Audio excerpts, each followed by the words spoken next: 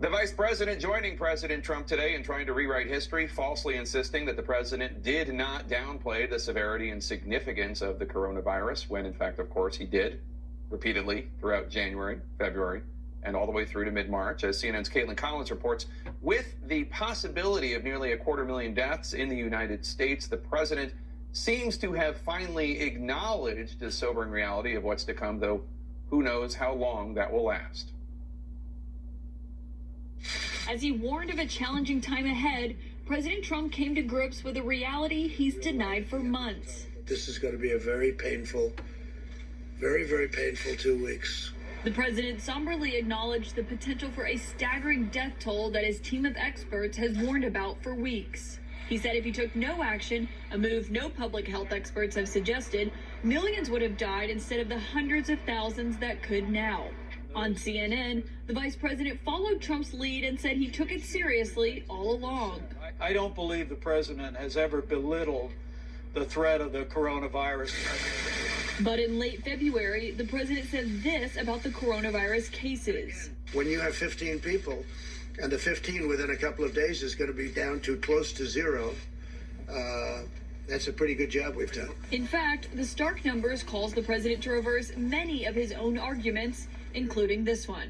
The flu in our country kills from 25,000 people to 69,000 people a year. That was shocking to me. We lose thousands and thousands of people a year to the flu. We don't turn the country off, every year. Trump now concedes the coronavirus is not like the flu. But it's not the flu. It's vicious.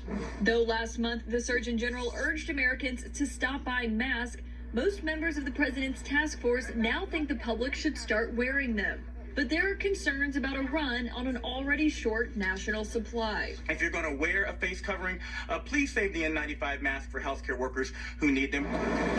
Today, the vice president visited a Walmart distribution center in Virginia. It's one of several major retailers that the president invited on stage last month as he announced that the federal government would partner with private companies to set up drive-through testing sites. The goal is for individuals to be able to drive up and be swabbed without having to leave your car.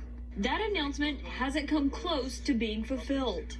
The Department of Health and Human Services confirmed to CNN there are only currently 5 locations at these stores in the entire country offering drive-through testing, and none are available to the general public.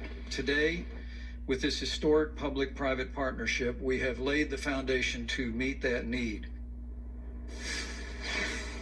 Now, Jake, nearly all of those 5 locations are only offering testing to the first responders and healthcare workers. Most of those are only offering it to those people who fall into that category and are exhibiting coronavirus symptoms. Though we should note CVS, which only has 1 location, is now going to start testing senior citizens who have coronavirus symptoms. And right now, Jake, those companies did not disclose any plans, at least to us, to open up more locations for that drive-through testing that the president promised. All right, Caitlin Collins at the White House. Let's talk about the economic impact of this.